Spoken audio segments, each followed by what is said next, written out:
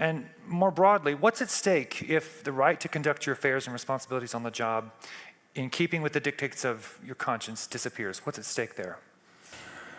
Well, first off, I want to say thank you for the invitation. It's an honor to be here with you and with all of you.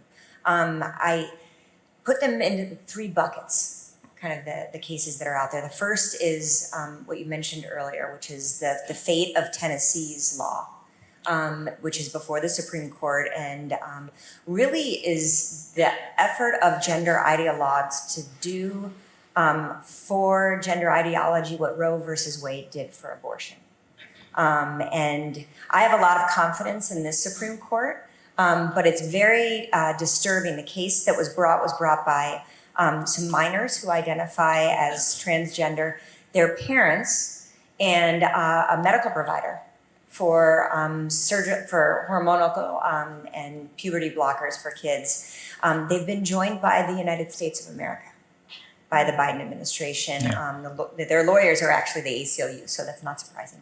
And it's really going to be an interesting and important first step, I think, that the court is going to look at, that the Constitution does not have a right to these, experimental, permanent, and very destructive treatments. And it's also an important check on the notion of parental rights. I'm a mom of 10.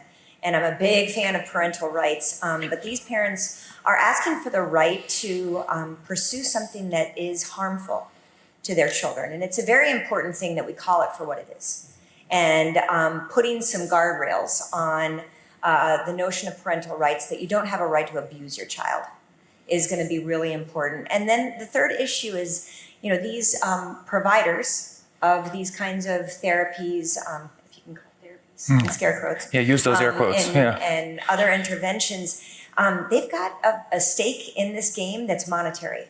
And they're not speaking for the good of their patients, for the good of those patients' families. And I think that it's an important opportunity for the court to say, not in our court. You're not going to bring these interests into a conversation about rights. The second group of cases, and lawyers are super long at talking, so I'm going to try to make it quick, you're good. is at the lower intermediate court of appeals levels, there's a number of cases that are being brought challenging the federal government's attempt to inject gender ideology into our civil rights laws, principally into Title IX, which is the federal law dealing with anti-discrimination, sex discrimination in education. But that happens to be the standard that's used for the Affordable Care Act, Obamacare. And there are several cases right now that are being reviewed by these courts of appeals, or one is actually in the district court, that are saying, wait a second, when Congress said no to sex discrimination, they didn't intend it to be considered to be gender ideology or gender identity. That's very important. The third bucket of cases is the individual level. That we have laws out there that protect medical conscience rights, but they don't have enough enforcement oomph. There aren't private rights of action in many cases, so it's up to the Department of Health and Human Services Office of Civil Rights to pursue when an institution is forcing a nurse or a doctor to do something that's against their conscience rights, or you get the case of whistleblowers, people who have spoken out and they've been either fired or they've been indicted by the Department of Justice for speaking out against Medicaid fraud, Medicare fraud in this area. There's rampant fraud, I believe, that's going on, and it needs to be reckoned with.